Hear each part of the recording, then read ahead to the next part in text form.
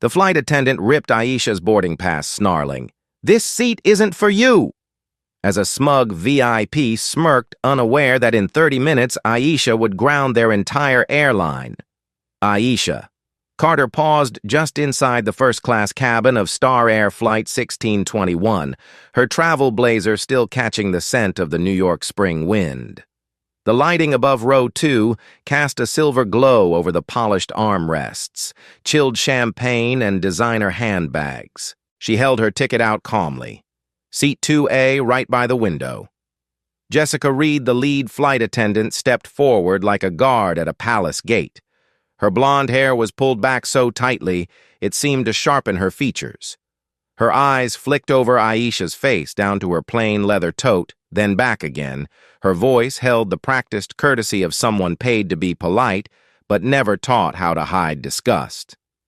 "This is first class, ma'am," Jessica said, lips tight. "Economy is that way." Aisha didn't flinch. She simply extended her boarding pass, her tone. "Even I'm aware I'm in 2A. Jessica took the ticket, gave it a glance, and with one smooth, practiced motion, tore it down the middle. "Must be a mistake," she said flatly.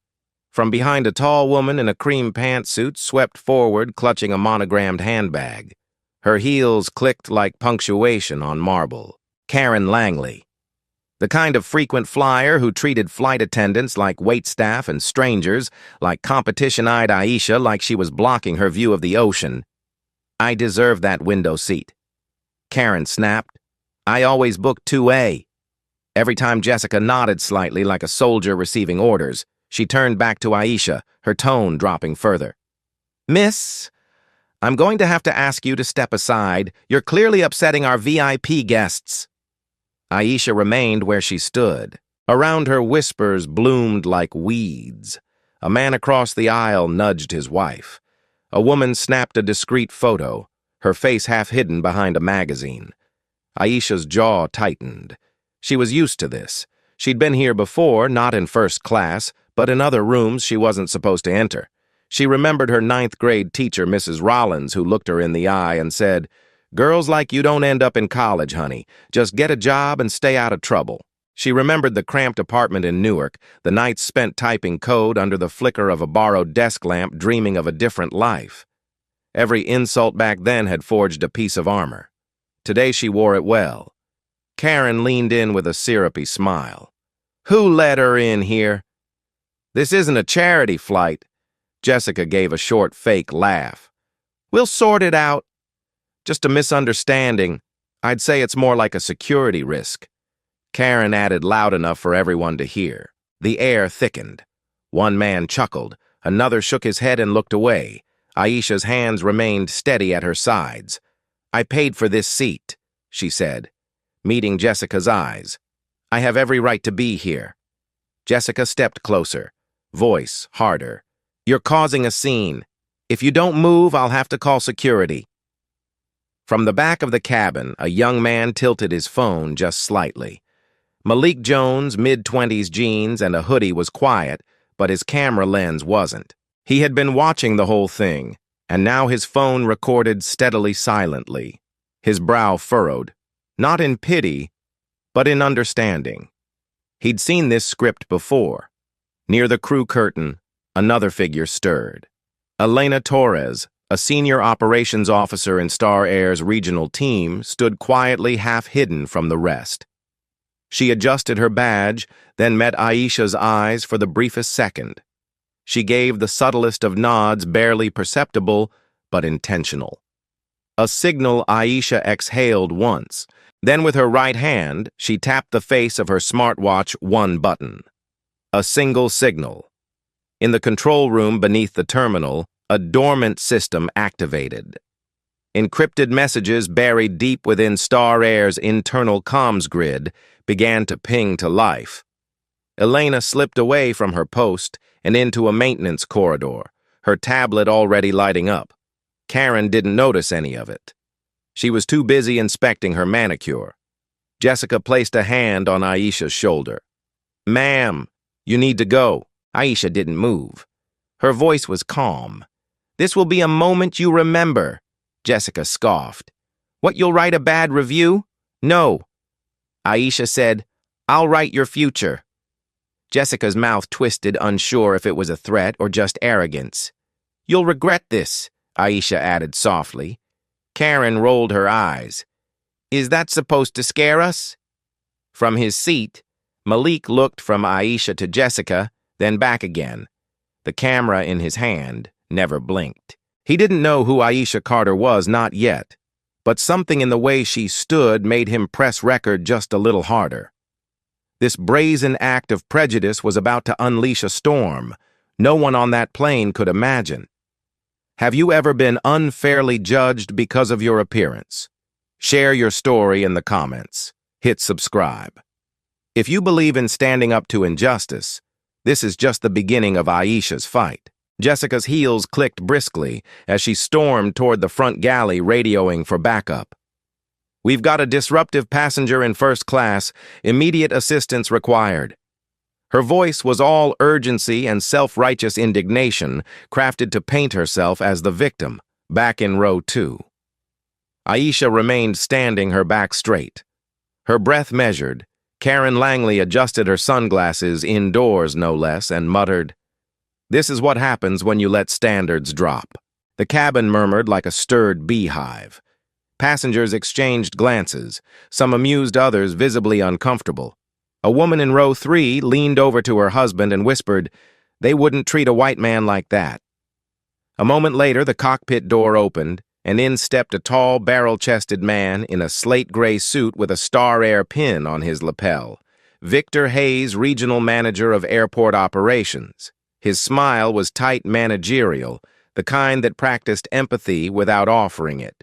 He looked at Aisha with the kind of glance that had followed her most of her adult life, measuring dismissive, "This?" the passenger. He asked, barely glancing at the others. Jessica nodded. She's refusing to leave the seat. Created a disturbance. We tried to explain. Victor turned to Aisha. Ma'am, I need you to deplane immediately. I paid for this seat. Aisha said evenly. What exactly am I being accused of? Karen chimed in. She stole the ticket. I watched her fumble with it like she didn't even know where to sit. Victor raised an eyebrow. You have any proof of purchase? Aisha pulled up her Star Air e-receipt on her phone and held it up. Confirmed purchased weeks ago. Non-refundable, assigned seat 2A. Victor didn't even glance at the screen. Look, we can sort this out later, but right now I'm ordering you off this aircraft. You're siding with someone who just accused me of theft without evidence. She said calm but cutting. Are you aware that's a serious legal accusation? Victor leaned in. You need to stop talking and comply, or we'll make sure you're permanently banned from Star Air flights. Understand. A few rows back, Malik Jones zoomed in on the confrontation, heart-pounding. Every word was being captured. He'd seen the headlines. He knew what this was, prejudice in a pantsuit. As Victor postured in front of Aisha, Malik's camera caught another angle, Karen subtly slipped a thick envelope into Victor's hand, tucked between two brochures. The pass was smooth, practiced. Victor didn't even blink. He just nodded and murmured, She's gone. Jessica turned toward the aisle, triumphant. You heard the man. Time to leave. Aisha didn't flinch. She simply reached up and tapped the side of her watch again. Elena Torres, now deep inside the terminal's operations corridor, watched a blinking dot on her screen change from blue to red. It was time. Victor reached for Aisha's elbow. We don't want to escalate this. You already have, Aisha said, her voice low. This isn't just prejudice. It's illegal. Jessica scoffed. Illegal. You're nobody here. Aisha's smile was small but sharp. That's where you're wrong. She shifted slightly and positioned her wrist closer to her blouse collar. A hidden microphone embedded in the watch band had been recording the entire conversation, including Victor's threats and Karen's unfounded accusation. I'd recommend choosing your next words carefully, Aisha said. Victor laughed humorlessly. What, you gonna post a review? Suddenly, the cabin speakers crackled. A man in 1C looked up puzzled. Are we supposed to hear that? Then Victor's own voice echoing across the first-class cabin. She's gone. Then Karen. She probably stole the ticket. Passengers froze, phones rose in unison. Jessica spun toward the cockpit. Who patched that in 30 feet away in a quiet operations booth? Elena calmly tapped her screen again, looping the recorded bribe moment, Victor murmuring, "We'll handle her right after accepting the envelope." The audio played again, louder. Victor turned pale. Karen muttered, "That's illegal. She hacked us." A man in 4A stood up. "No, you bribed someone." "That's what I heard." Aisha didn't move. She simply looked at Jessica. "Still think I'm nobody." Jessica's mouth opened, but no words came. Malik was already uploading. The video had caught everything from the torn boarding pass to the smug exchanges, the bribery, the arrogance. He tapped in a title. "Black woman denied first-class seat on Star Air watch." What happens, then a hashtag, Star Air shame, and tapped post. Elena, on a secure channel, routed copies of the footage and audio to 3 national reporters. She also sent it to Aisha's secure backup server, a failsafe. "Just in case," Victor stammered, "this is your recording me without consent. This is public space. No expectation of privacy," Aisha replied. Karen sat down hard, face flushed. "This is ridiculous." But the whispers were now full-on voices. One man muttered, "I'm switching airlines." A woman added, "Hope she sues them." Jessica tried to regain control. "Folks, please remain calm," but control was already gone. The story had taken flight without them. Aisha turned slightly to Malik. She didn't smile, but her eyes held something like gratitude. "Keep filming." He nodded. This moment of corruption was about to spiral into a crisis. Star Air couldn't contain. Victor Hayes barked orders into his walkie, but his voice cracked under pressure. "Shut it down. Cut the feed." Now he shouted, but it was too late. The words he thought were private had already been shared with half the cabin and soon the world. The first-class cabin, once quiet with elite detachment, now buzzed with outrage. Phones were raised like torches. Passengers recorded, whispered, uploaded in 2B. A teenage girl was already live streaming. "They kicked her out 'cause she's black. This is crazy." "Look, Aisha." Carter stood still, her hands by her sides. She had not raised her voice. She had not threatened. She didn't need to. Victor tried again. "This is a misunderstanding. It's being taken out of context." "No," came a calm voice from the back. "Malik." He stood up, phone steady in his hands. "You tried to erase her. Now everyone sees you." Victor's face twitched, his false professionalism cracking. "Security," he snapped. 2 uniformed guards appeared at the cabin door. Without a word, they approached Aisha. Karen sat back smugly, arms crossed. "Finally, let's clean up this mess." Jessica straightened her vest like the queen of a collapsing empire. She refused to comply. She told the guards she was aggressive. Aisha raised an eyebrow. Aggressive. The guards didn't answer. They simply reached out. They didn't grab her harshly. Not at first, but their fingers locked tight around her upper arms enough to bruise. Her phone slipped into her pocket as she turned her head, eyes focused not on her captors, but on Malik Rowe. 5, she called evenly. "My bag." Malik bent, retrieving a small black crossbody from under the seat. She nodded. "Keep it safe." Karen cackled. "She thinks she's royalty now." The guards began escorting Aisha down the aisle. She didn't resist. She didn't yell.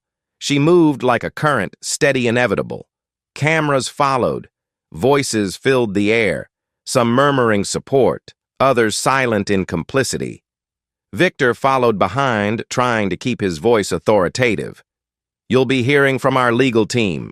Aisha stopped just before the aircraft door. "I look forward to it," she said. Then in one motion so quick it looked choreographed, she tossed something to Malik, a thin silver USB barely the size of a key.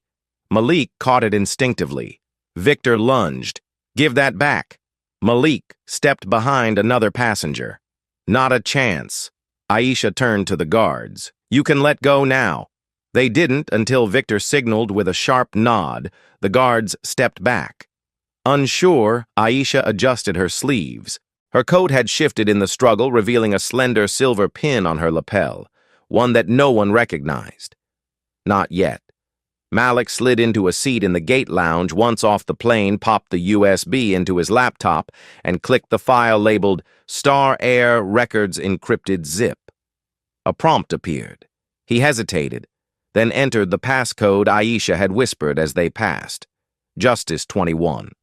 The folder opened.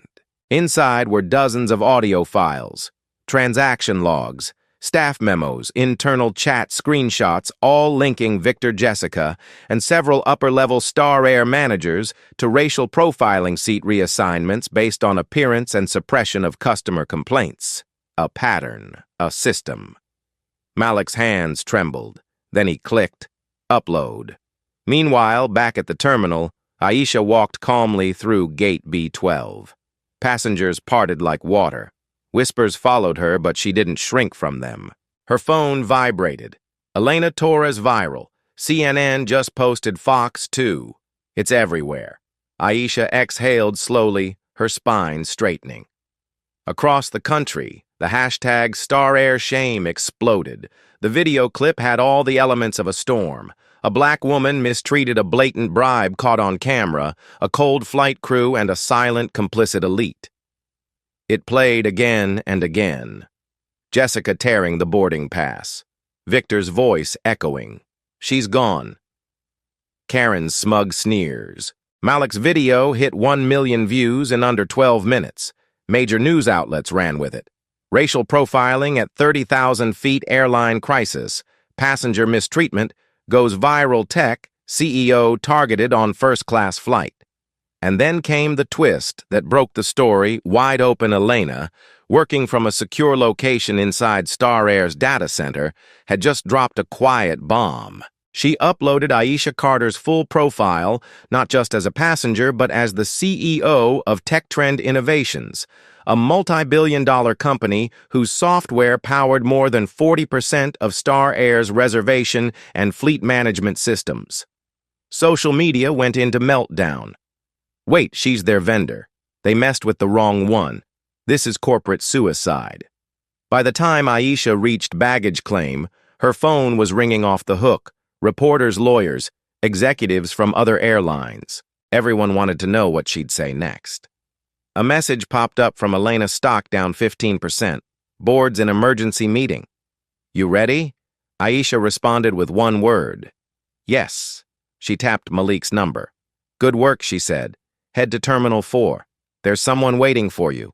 Who he asked, you'll see. As he packed up his laptop, the terminal TVs flickered.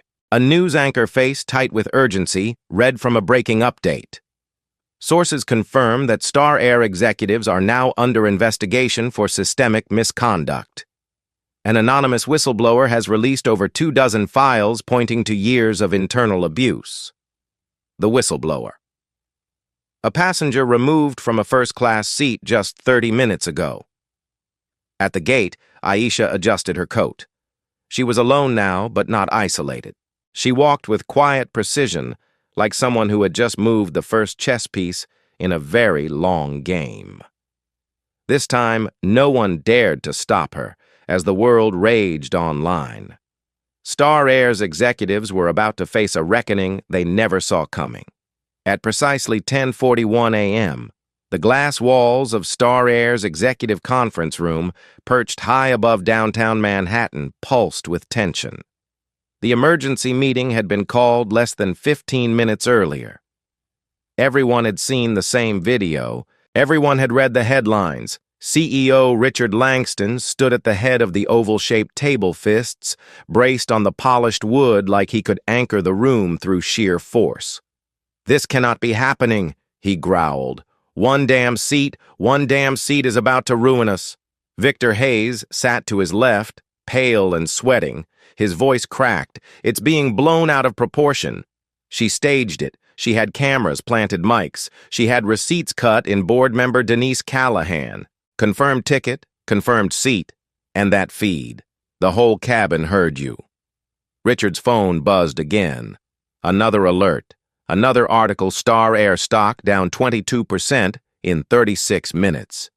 Karen Langley's voice suddenly came alive on the conference room screen, joining via video from her luxury villa in Florida. Her hair was freshly curled, her lips painted with confidence. "She's nobody," Karen insisted.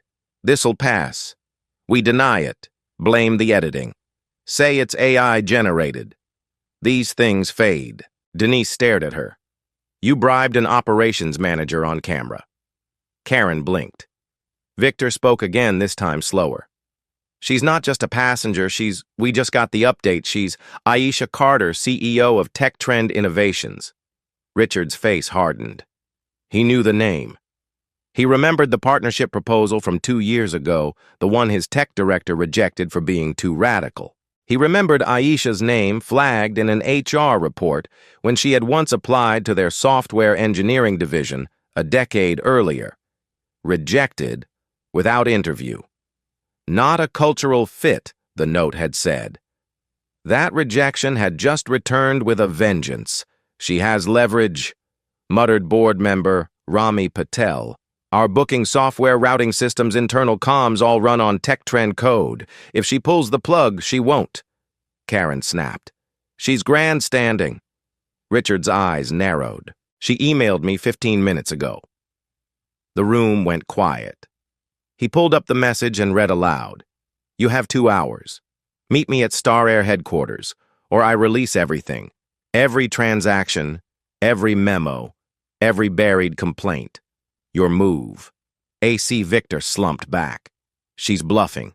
She doesn't have access." Denise raised a brow. "Then why do the reporters have internal chat logs and payout records?" Karen leaned forward. "Don't you dare cave to her. She's got us cornered," Rami said. "You want to go down with this ship?" Richard stared out the window. Below, taxis crawled like insects, but the city didn't care what happened in this room. "Fine," he muttered. "We'll meet her."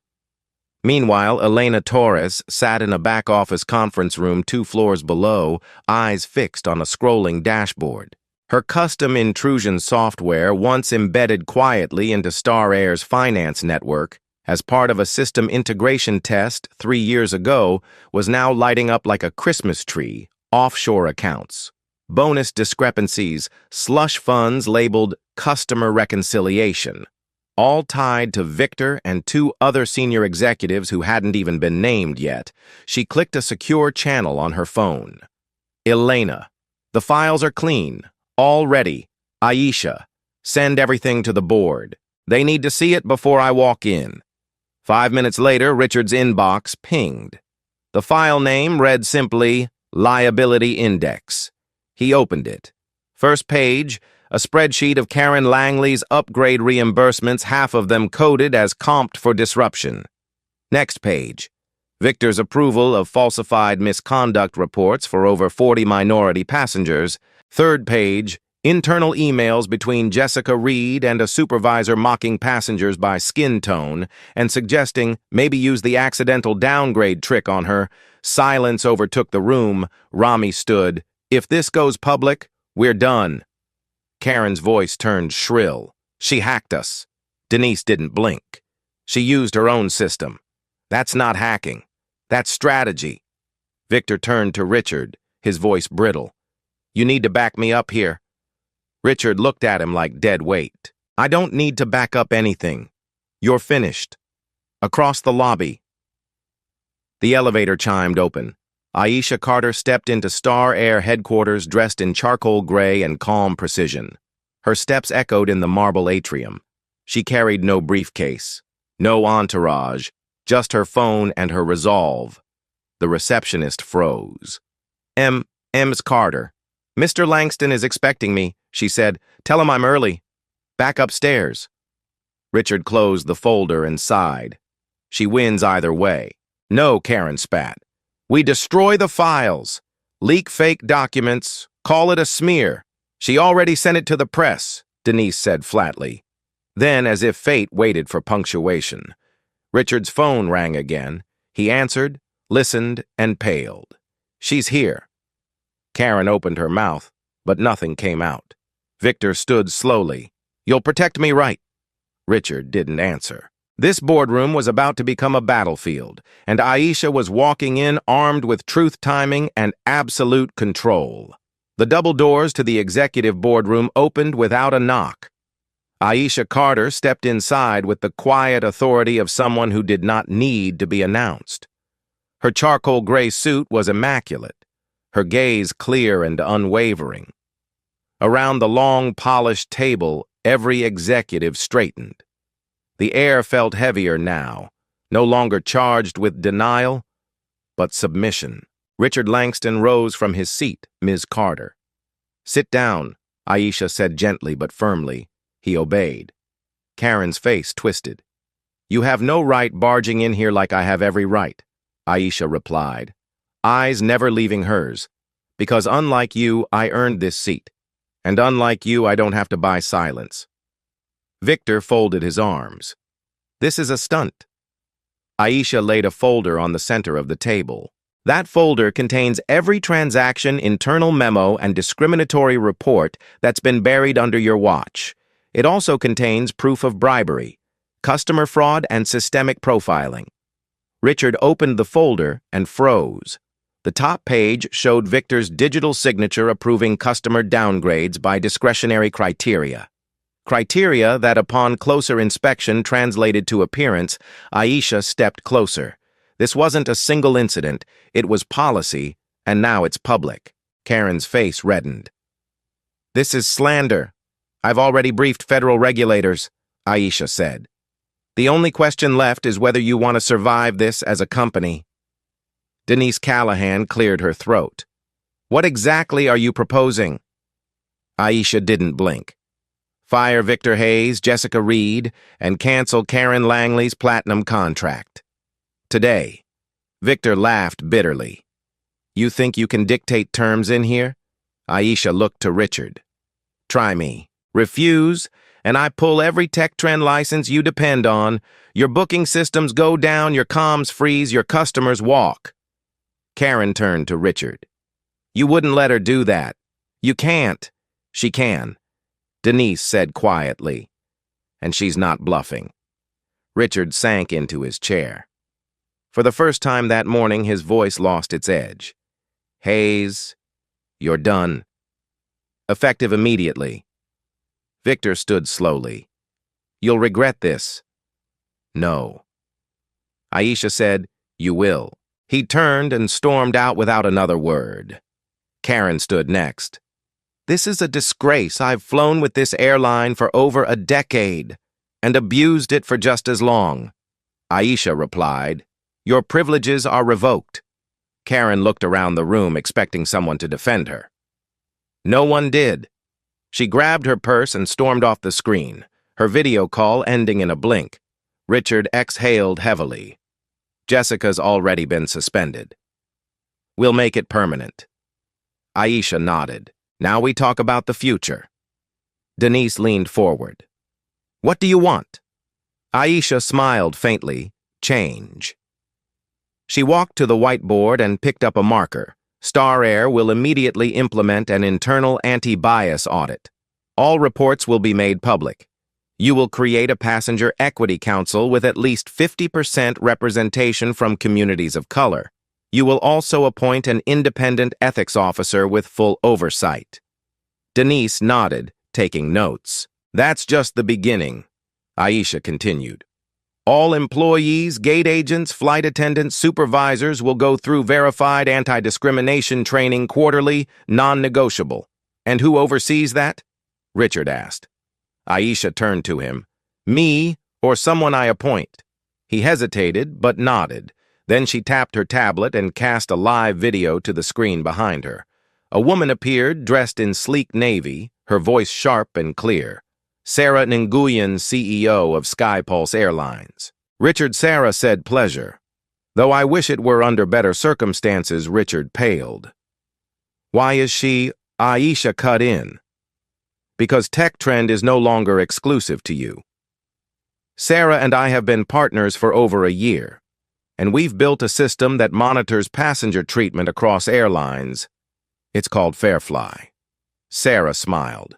And we're rolling it out to every airline willing to meet the new standard. Those who don't will be exposed, and those who resist, she shrugged, they'll fall. Richard sat back stunned.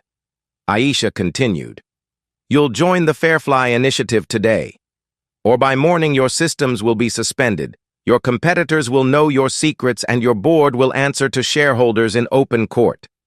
For a moment, no one spoke. Then Richard reached for his pen. Send me the papers. Aisha nodded. You're making the right decision.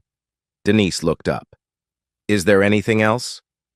Yes, Aisha said, her voice softening. You owe the passengers you hurt, the employees you ignored, and the communities you excluded.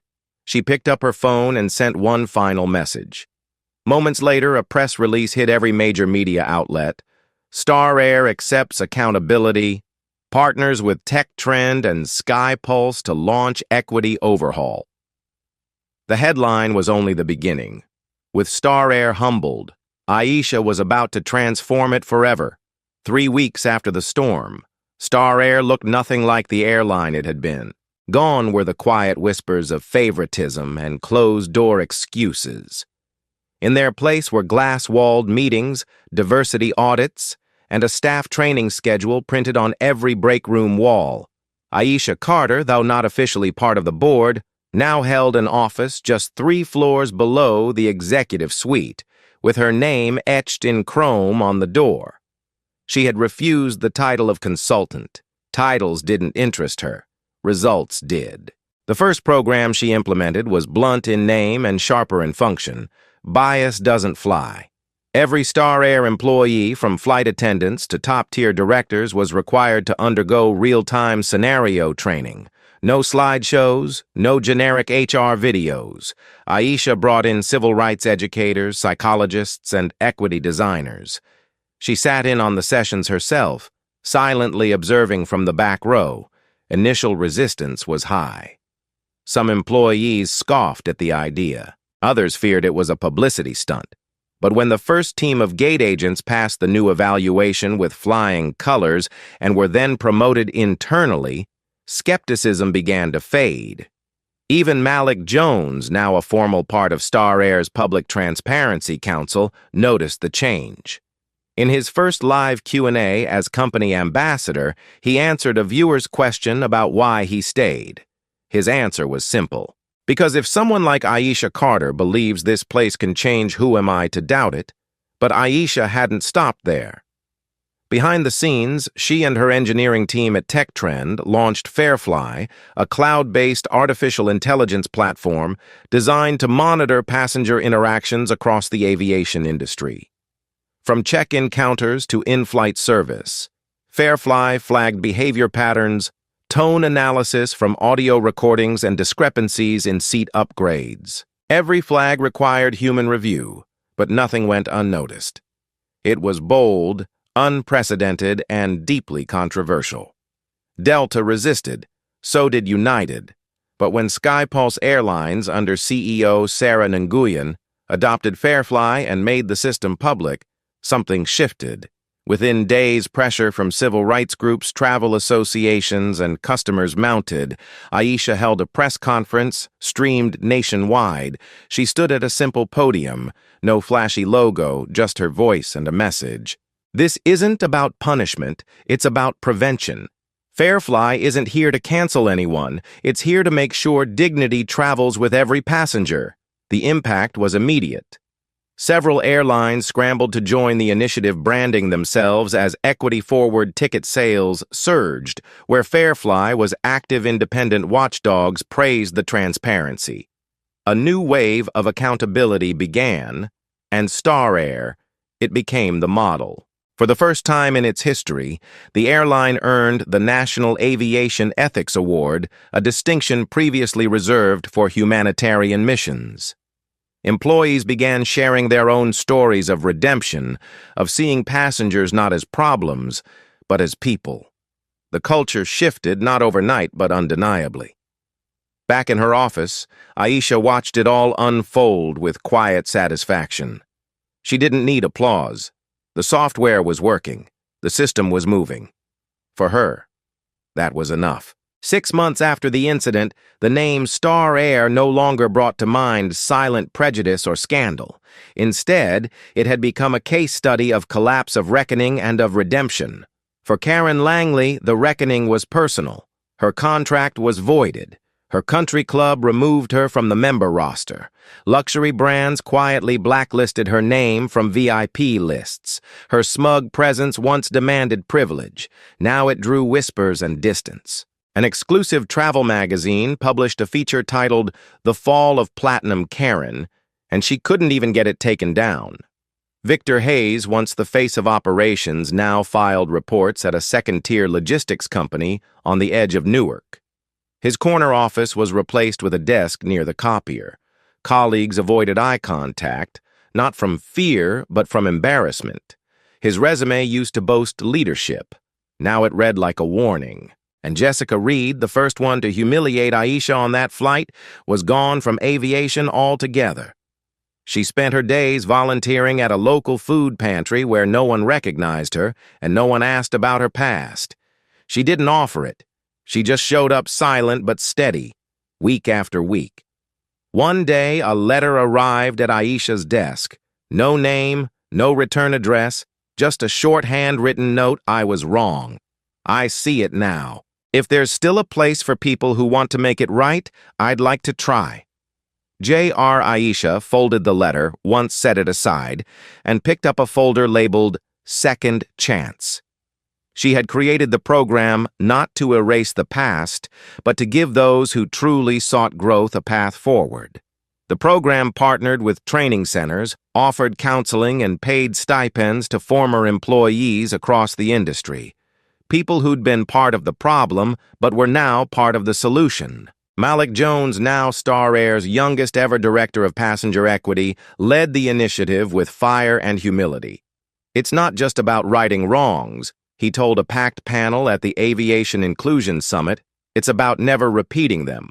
Under Aisha's quiet guidance, Star Air had not only survived, it had evolved. Passenger satisfaction soared, complaints plummeted. More importantly, people believed in the brand again.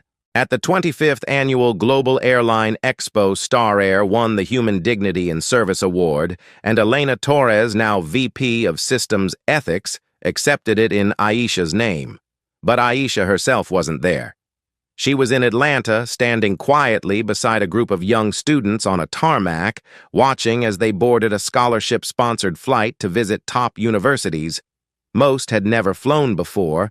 Aisha had personally funded the program through a new initiative, Fly Equal, a global fund supporting equity for underserved travelers, employees, and aspiring aviation professionals. It operated quietly behind the scenes, but its reach was growing. In less than 6 months, Fly Equal had helped over 1,300 individuals gain access to flights training or second chances in the skies, and no one knew it was hers. She didn't want the credit. She just wanted change to last longer than a headline. As the students boarded, a girl no older than 15 turned back and looked at Aisha. "Are you coming with us?" Aisha smiled. "I've already been where you're going. Now it's your turn." The plane door closed behind them. A breeze tugged at the hem of her coat. She looked up, watching the aircraft lift smoothly into the air. Then she turned and walked back toward the future. She was still building. Step by steady step. Justice isn't about revenge. It's about progress. Aisha Carter proved that one voice, when steady and brave, can ground a system and help an entire generation take flight. Have you ever stood up for what's right, even when the world said to sit down? Share your story in the comments. And if you believe in dignity for everyone, subscribe, because this story isn't over. Not yet.